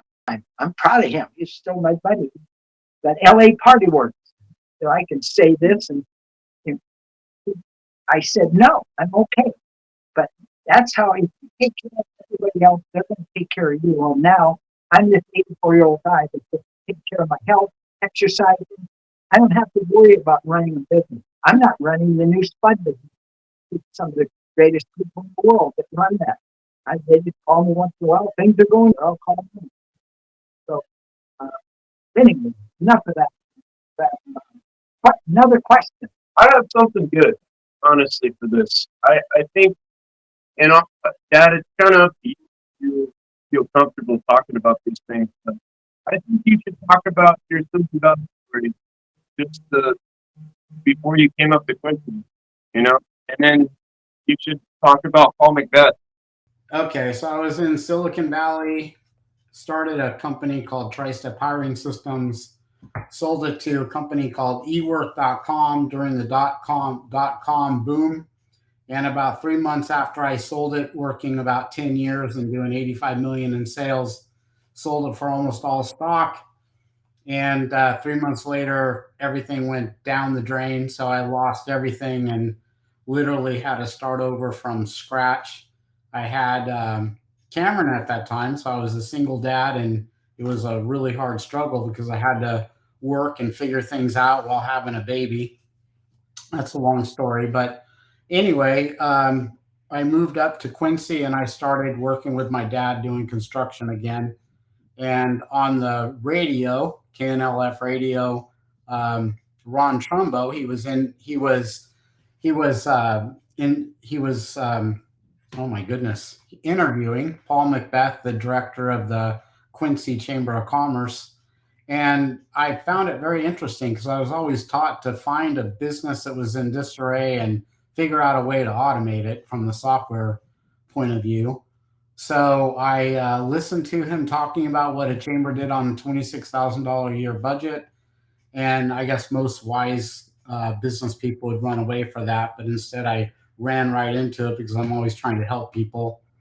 And he mentioned his cell phone number at the end of the broadcast. So I wrote it down on a board. I remember jumping out of the house that we were building and grabbing a construction pencil and writing it on a board.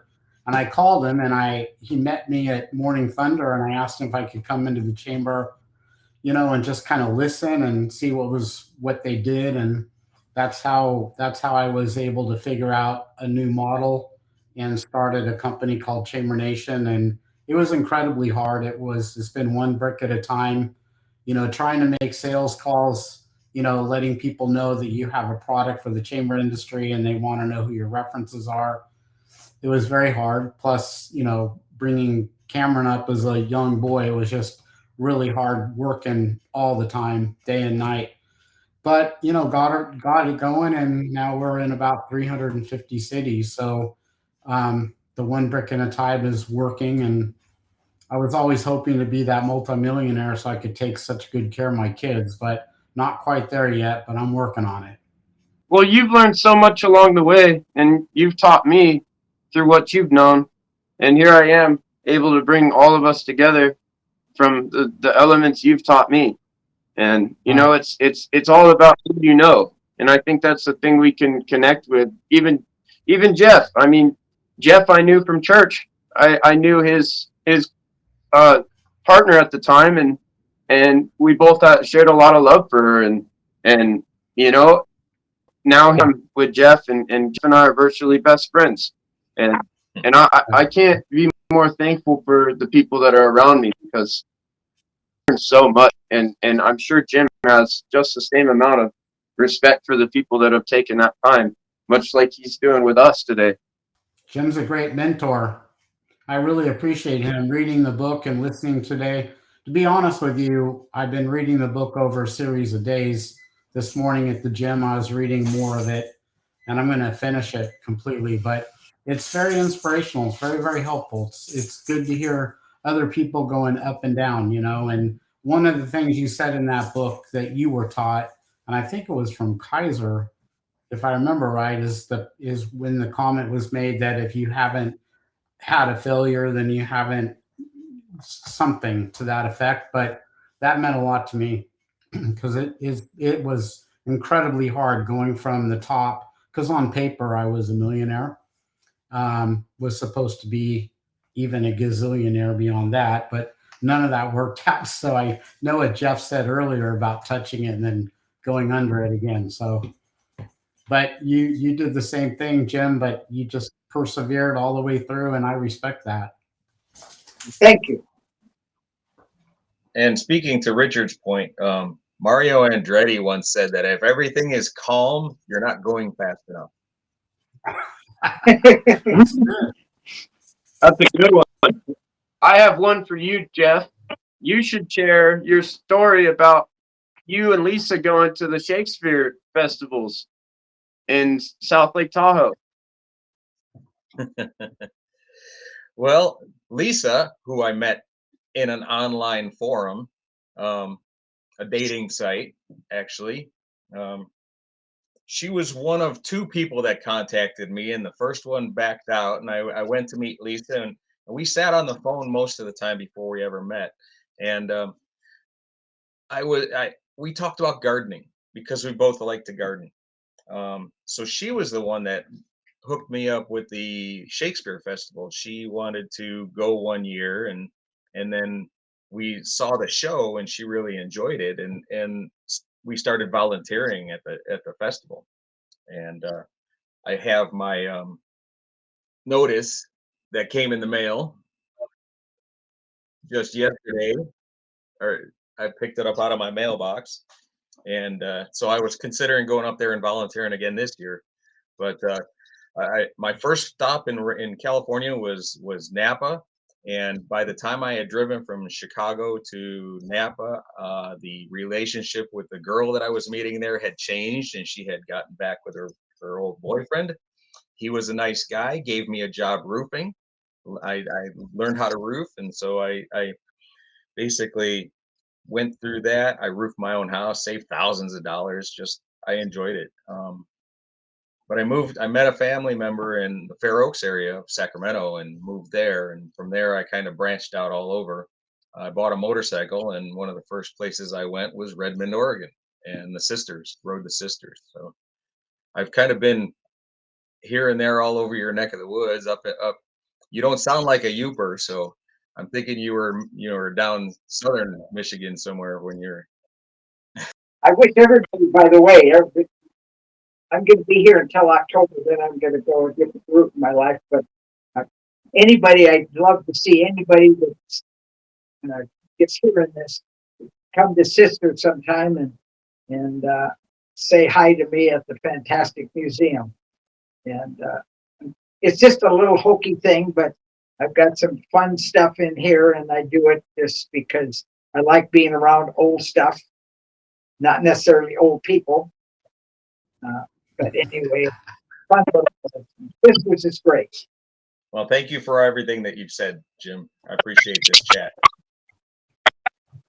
Well, thank you guys.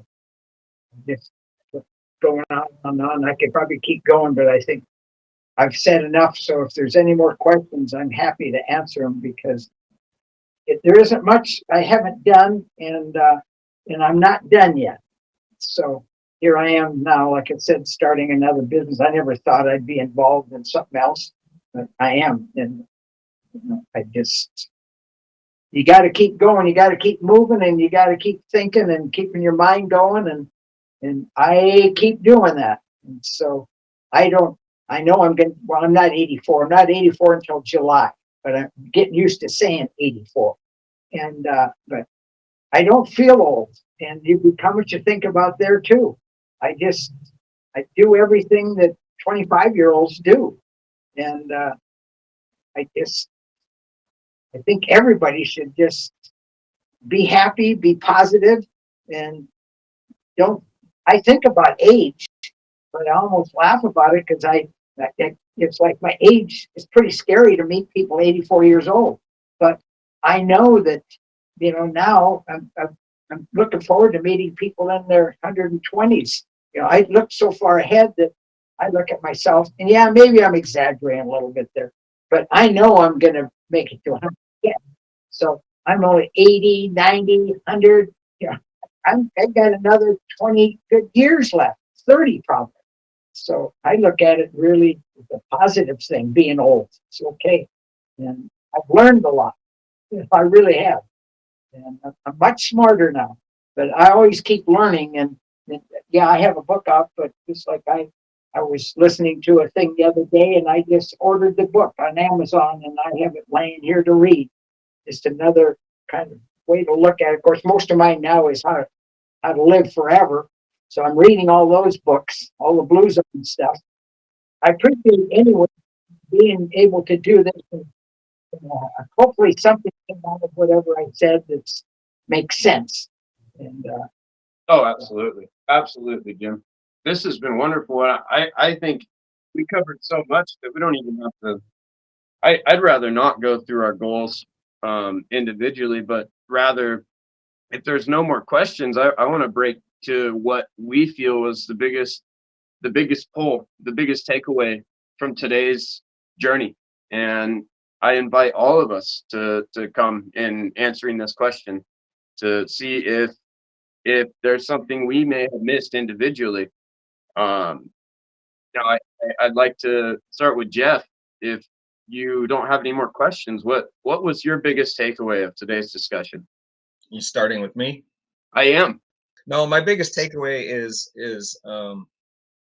the rags to rags to riches over and over again, and the way you described accepting failure as another opportunity for more success, basically. I've been going through some things since Lisa passed away, and my whole life is restructuring as well. I'm looking for ways to continue to help the community because I know that's what she would have wanted. She introduced me to the fire department. I was trying to become a master gardener down in the Sacramento area, but they didn't have any funding for the program, so I became one out of Reno instead. At Lisa's urging, she encouraged me to compete in cooking competitions at the fairgrounds, and every year at the fair. So she really pushed me to push push the boundaries of my own interests and things like that. And so now I'm in the process of, I have a bunch of stuff. I have my own museum. It's a private museum. It's my in my living room in my garage. So I've been kind of trying to pare down. I have books on feng shui, and I put them under a pile of stuff, and every so often I find them, so I know they're working. Oh, that's too funny.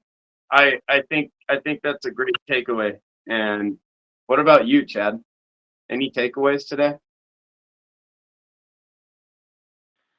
Well, my biggest takeaway as a younger person, Jeff talks about keeping your day job, and there's a lot of people out there who work pretty difficult jobs to where it's very difficult to find that motivation to to work and to do these things for yourself outside of the work day.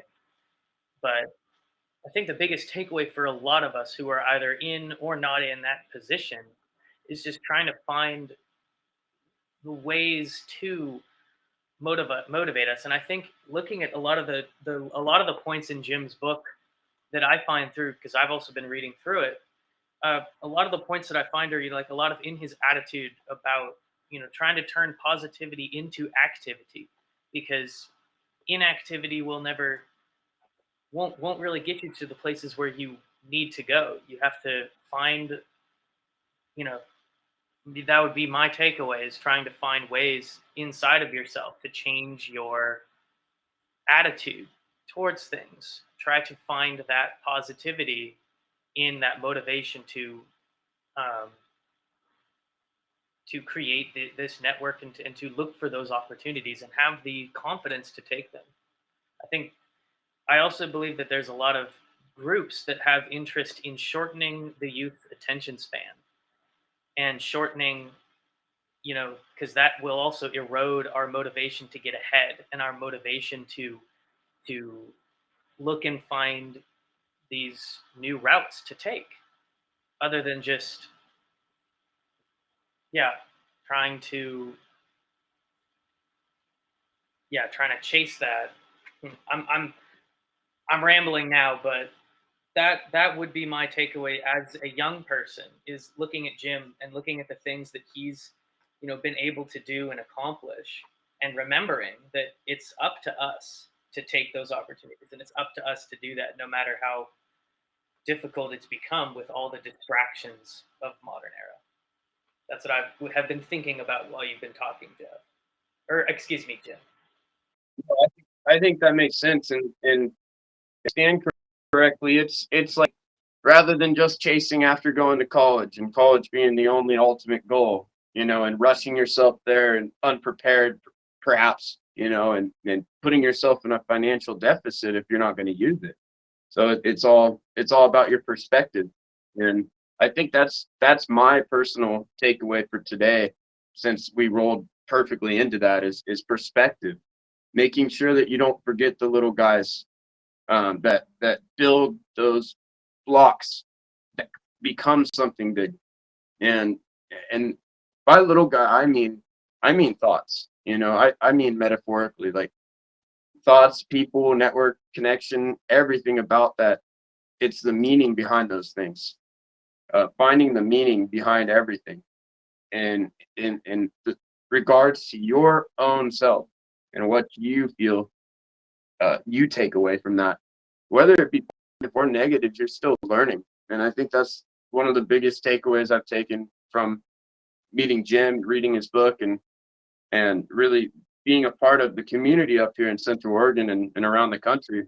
There's always good people, there's always bad people, but deciding which one you want to be is 100% your choice. Agree 100%. Cameron has a great point. I'm appreciative of meeting you. I just want you to know that too. Thank you, Jim. I'm in one league, and we're both in the same league, I guess, but you're more intellectual than I am, and I appreciate that. This being the Intellectual Adventure Podcast, I take that as a great compliment. I never even thought of that. But you're right.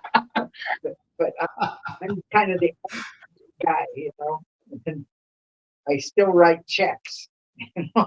It's kind of like, but it's a pleasure meeting Cameron to me, and I met all you guys, but you all sound super, and it's a pleasure for me to meet you and not.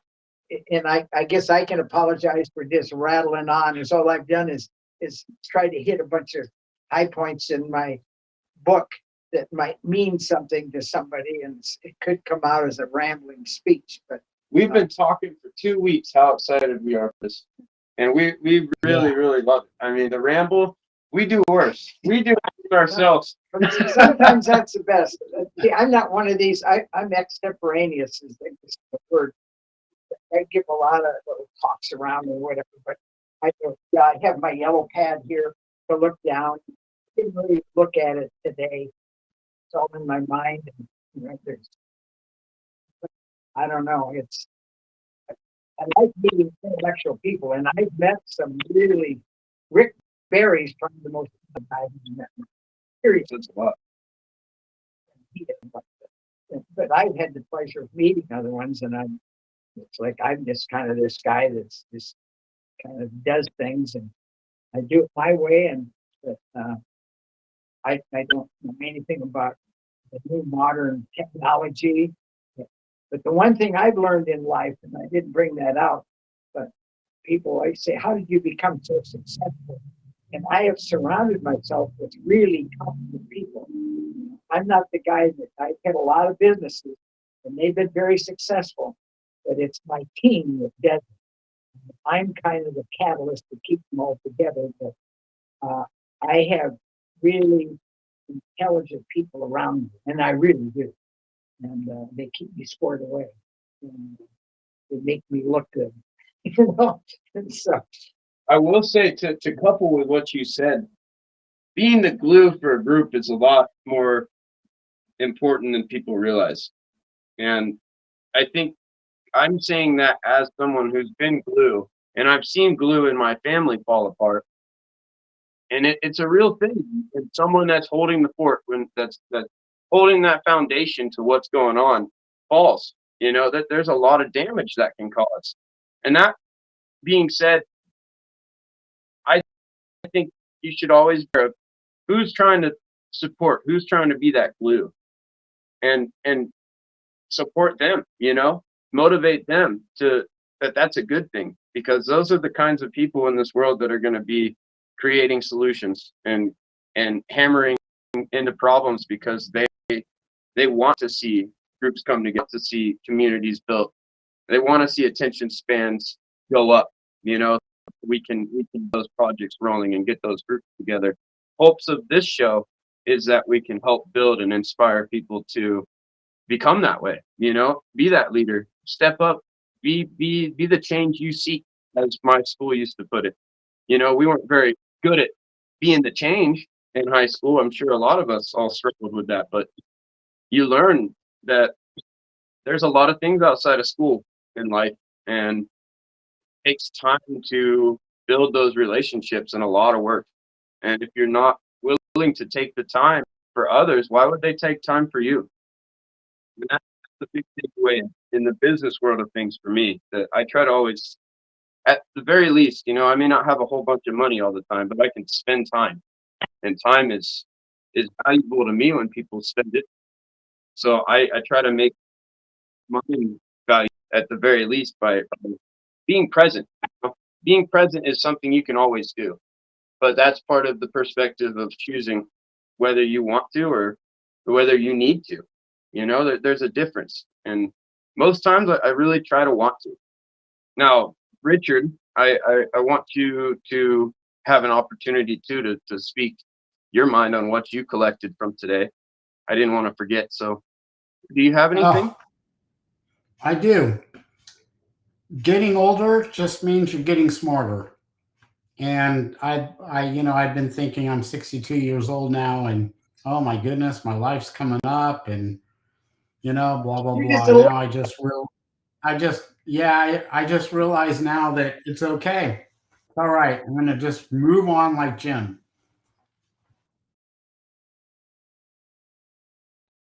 it's like, I don't say this, but I'd love to be 62. My God, you're just, I don't know, it's amazing. That's really young to me. But anyway, I guess when I was younger, I used to think 60 was old, but I'll tell you, now 80 doesn't sound old at all. 90 doesn't to me. I'm not afraid at all. Yeah. It's like, I just can't go there. And I do young things. I think young. I do young. I was telling Cameron, it's like I keep up that I have this little dog laying on my lap, and this little dog goes everywhere with me. In fact, my main girlfriend lives in Paris, and we fly back and forth together, and she's with me 24/7. But I take on young guys, right here at the museum. I had some people come in here the other day, and we were talking about this. Says, man, they said, you're old. It seems like you're getting around good. I says, yeah. I said, it's a little better than that. Out in the street, right in the sidewalk, and I'd take Cameron on right now, and Cameron's a young guy, and I can, in a 100-yard dash, I can beat most people at any age. And I'm not saying that there's athletes that can beat me, don't get me wrong, but I keep myself, I sprint, I ride my bike, I do all these things. I got to bring this up. Speaking of Reno, about 6 months ago, I purposely signed up for a nuclear stress test. I wanted to do this, so I told my doctor he's retiring now in Tahoe, and I said, Doc, I want to do a nuclear stress test. I've heard about those. And he said, well, you got to have something wrong with you to do that, or your insurance won't cover you. And I'll have to be out of my hip a little bit. I said, well, I've had a couple little pains. He said, I made this up. It's terrible, but I did this. He said, you can't just sign up for one. So he said, okay. He got me signed up. So I went to Reno. And the gal, before you go there, nuclear stress test, if you ever check them out, they have, they call you ahead of time, and they said, Mr. Schmidt, they said, are you able to, are you in a chair or on a walker? No. Are you able to walk on a treadmill? Yeah. So now you go there. And they stress you. First you get in the nuclear part, they put some stuff in your veins. I don't know what it is. You're laying there. Then you get on the treadmill. They have a doctor. They have 3 people there.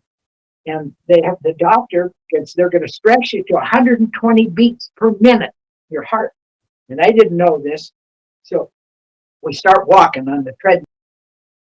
They start raising it. I start looking at me. And they keep raising it up and I keep going faster and faster. And they're looking at these monitors. They could not get my heart rate over 100. And I'm not making this up. And then they finally took it back down to the level. And the gal that did the nuclear stress test was out of Sacramento. And she said, Jim, she said, I've been doing this for 11 years. I never, policemen farm have to do this stress test before they get a job because they've got to be in good shape to climb the ladder and whatever. They're 25-year-olds. Nobody's ever done what you just did. And, of course, 83, just turned 83 when I did it. And so I love this, and I just keep, and maybe I overexercise. Some people say, oh yeah, but I really don't. I don't go to a gym. I've owned gyms. I ride a bike. I walk. Little dog is so fat. She's a Yorkie. And I have her on a leash, and this little dog can run. And I am right with her. And we are booking it. People look at this guy and this little dog. I get a kick out of it because part of the thing I've read too is you got to do a lot of get your heart rate up real high for a short time all the time. So I'm always running. I go out of here. I go around this corner. People see this guy running around there fast. That's me. And I just think young, act young, and I am young. But I used to be old when I was 35, 40 years old. I had gout, had all kinds of problems, and I was just a mess. But not anymore. Yeah. There's something, a buddy of mine who used to be on the show, Kevin Danaher, he has 18 acres that he maintains in Plymouth County. And one thing that he does religiously about, goes up there at 12 o'clock every day, and he'll go cut trails with a plow. And he's in his 70s. I think he's 73. And he says high interval stress training. Yeah. He has 7 or 8 hammocks around his property. He'll take a hammock break. He'll go bam, bam, bam, bam, bam, 15 minutes of fast work. Hammock break. Oh, it's a tough life up there. A lot of hammock work. And when we close this down, Cameron, put it all the way. Gidget wants to go wee anyway, around to the green grass behind the block.